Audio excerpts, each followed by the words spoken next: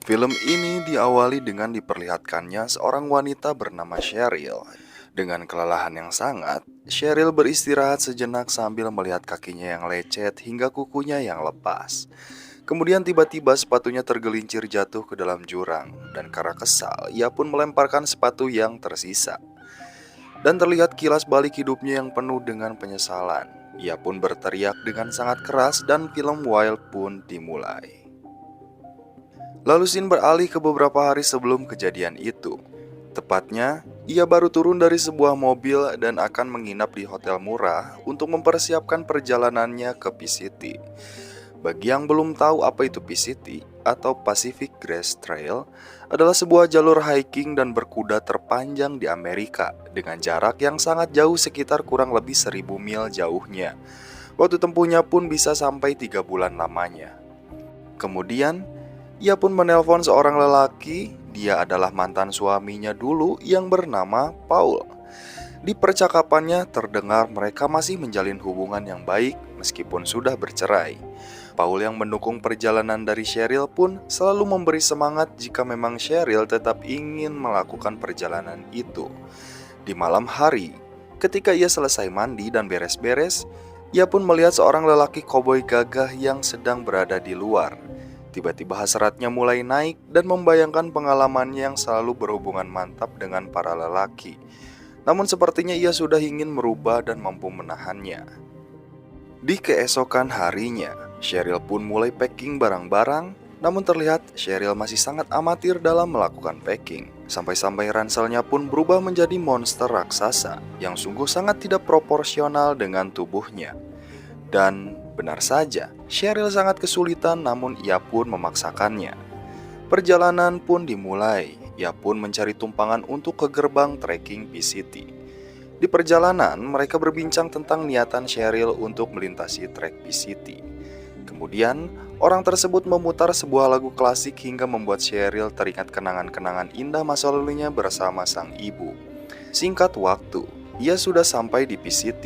Di setiap langkah, sering terngiang di pikirannya untuk apa ia melakukan ini. Kau bisa berhenti kapanpun kau mau. Namun, Cheryl tetap pada pendiriannya.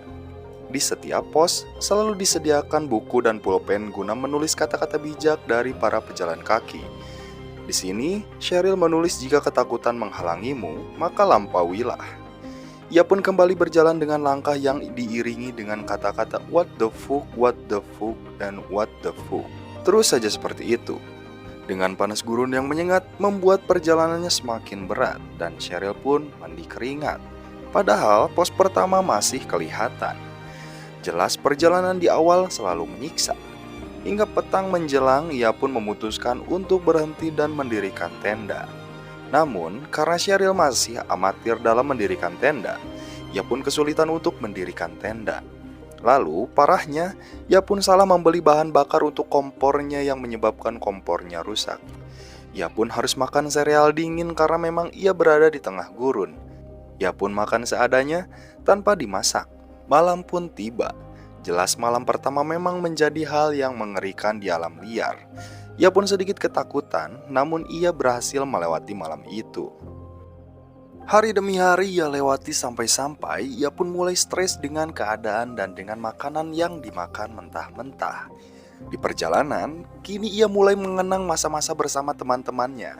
Dan dengan makanan-makanan enak yang bahkan dulu ia rasa biasa saja dan kurang mensyukurinya. Dan di sini, ia sadar bahwa hal kecil seperti bercengkrama dengan teman-teman dan makan roti hangat pun menjadi impiannya. Hari-hari berlalu. Ia masih berada di gurun hingga terpikir untuk dirinya berhenti. Namun, ia tetap teguh pada pendiriannya untuk terus melanjutkan perjalanannya. Makanannya pun sudah habis. Bayangkan, kehabisan makanan di tengah gurun sungguh sangat berbahaya hingga keajaiban pun datang. Di sore hari ketika ia sedang berjalan, ia pun mendengar suara mobil.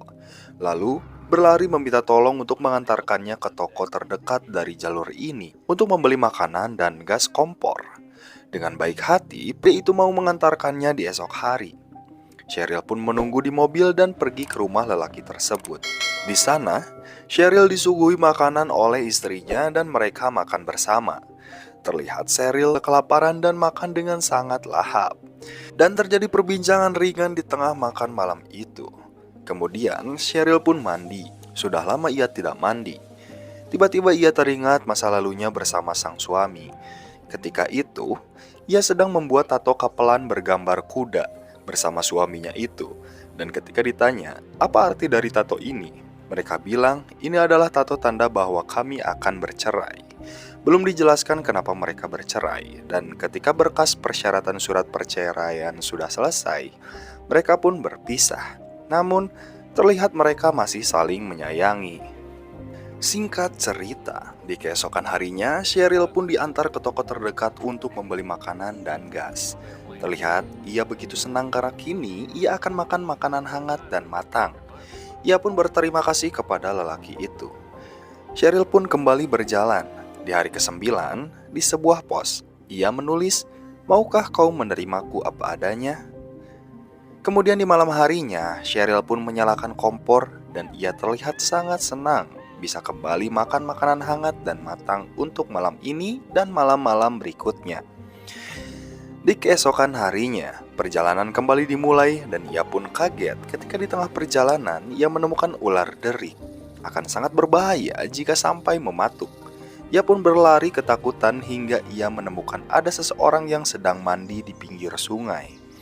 Ternyata itu adalah para pejalan kaki yang lain melintasi PCT. Mereka pun berbincang-bincang sejenak dan tampaknya lelaki itu mengenal Cheryl dari tulisan-tulisannya di tiap pos.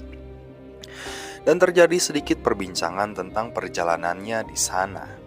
Dan lelaki itu bilang, aku akan menunggumu di shelter Kennedy Meadows. Di sana, terdapat banyak pejalan yang sedang beristirahat. Lalu, tiba-tiba Cheryl mengingat masa lalunya di mana ketika ia sedang makan bersama temannya di kafe, ia pun berbicara bahwasannya sepertinya ia sedang hamil. Sontak temannya pun kaget dan membawa Cheryl untuk mengetes kandungannya. Dan benar saja, Cheryl hamil dan tidak tahu siapa bapaknya. Karena kita tahu, Cheryl adalah orang yang stres dan sering mantap-mantap dengan banyak lelaki hingga ia pun menggugurkan kandungannya. Namun, di sana ia mulai memiliki niat untuk mengubah hidupnya dan melakukan perjalanan ke PCT. Kini Cheryl sudah sampai di jalur berbatu. Di benaknya ia berkata, aku sedang melintasi batu besar dan akan melampauinya. Batu itu menggambarkan masalah besar yang dihadapi.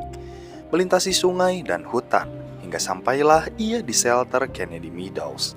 Di sana ia disambut dengan hangat karena memang Cheryl adalah satu-satunya wanita yang melakukan perjalanan PCT seorang diri. Ia pun dijamu dengan makanan dan minuman segar dan ia memutuskan untuk bermalam beberapa hari di shelter itu. Lalu Cheryl mendapat sebuah paket dari Paul, mantan suaminya, dengan tulisan yang menyentuh hatinya untuk menguatkan tekad dan mentalnya. Juga ia diberikan selembar uang dan perbekalan lainnya. Kemudian, Cheryl diajarkan cara packing yang benar oleh orang di shelter itu. Ia bilang, tidak perlu kau membawa semua barang yang bahkan kau tidak pernah pakai. Maka, ia pun mensortirnya agar tas yang Cheryl bawa bisa jadi lebih ringan. Namun, lelaki itu terkejut menemukan ada selusin kondom di tasnya. Lantas, Cheryl hanya tersenyum. Dan lelaki itu berkata, wanita apa yang membawa selusin kondom di perjalanan PCT sambil tersenyum. Namun ketika lelaki itu pergi, Cheryl membawa 2 kondom itu untuk disimpan. Nampaknya Cheryl masih memiliki sifat itu dan belum merubahnya. Kemudian flashback pun diceritakan. Ketika itu, ia dan ibunya sedang berada di rumah sakit dan ternyata ibunya mengidap kanker tulang belakang. Dan dikatakan hidup ibunya pun tidak akan lama lagi. Cheryl pun sedih dan berpikir apakah ini benar-benar terjadi? Wajah ibunya selalu terbayang di pikirannya. Singkat cerita, Cheryl pun kini menapaki jalur bersalju. Ia pun bersiap dengan peralatan lintas esnya. Karena tidak banyak juga yang berhasil melewati jalur ini, langkah pun terus ia lakukan demi tujuannya. Setelah lama berjalan, ia pun beristirahat dan mendirikan tenda di tengah hamparan es yang membeku. Kemudian, Cheryl pun teringat kembali ibunya yang kian sakit parah. Dia dan adiknya pun yang dulunya tidak pernah berdoa, kini ia berdoa berharap keajaiban datang dan menyembuhkan memperjuangkan ibunya. Namun, takdir berkata lain. Ibunya pun meninggal dan dari sinilah Cheryl menjadi anak nakal. Ia memakai heroin dan menggunakan narkoba. Ia juga sering menjadikan kesedihannya untuk berhubungan mantap dengan setiap lelaki yang menginginkannya. Ia berpikir, hanya dengan cara itu sesaat ia bisa melupakan kesedihannya. Namun, di saat ia melakukan itu, bayangan ibunya selalu memperhatikan Cheryl. Sepertinya, ibunya tidak ingin Cheryl berakhir seperti ini. Setiap langkah yang ia lakukan, tak hentinya sambil mengingat setiap kelakuan buruk yang dilakukan dulu.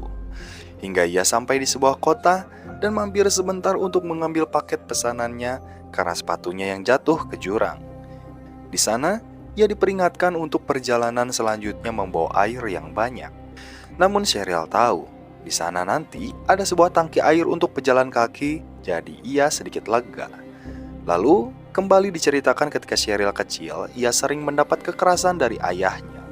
Ibunya pun sering mendapatkan pukulan dari suaminya itu. Tentu Cheryl sangat membenci ayahnya itu. Dan di sini kita tahu perjalanan Cheryl dari kecil hingga dewasa memang telah rusak dan parah. Itulah yang menyebabkan dirinya bisa menjadi seperti itu. Dan tentu ia menyesalinya sekaligus membencinya. Di sini dijelaskan juga kenapa Cheryl bercerai. Itu karena suaminya memergoki Cheryl sedang tidur bersama lelaki lain setelah mantap-mantap dan make narkoba. Pertengkaran pun terjadi. Kejadian itu teringat ketika ia sedang kehausan dan berjalan di tengah savana yang menyengat hingga ia kehabisan air dan berusaha mencari di mana tangki air itu berada. Namun setelah ia menemukannya, ternyata isi tangki airnya kosong. Ia pun harus berkemah untuk memulihkan staminanya bahkan tanpa air. Sampai-sampai ia menjilati embun di tendanya hanya untuk minum. Untung saja di perjalanan selanjutnya ia menemukan kubangan air yang kotor. Ia pun membawa wadah air dan menyaring air itu kemudian memasukkan pil penetral air dan ia harus menunggu selama 30 menit sebelum meminumnya. Ini dilakukan ketika keadaan darurat. Hingga ketika ia sedang ganti baju, tiba-tiba dikagetkan dengan sosok seorang pemburu yang sedang memperhatikan tubuhnya. Ia pun takut akan dilecehkan. Namun, untung saja nasib baik masih menyertainya. Ia pun berlari menjauhi pemburu tadi. Hingga di hari ke-62 atau 2 bulan lebih perjalanan, ia pun sampai di perbatasan Washington.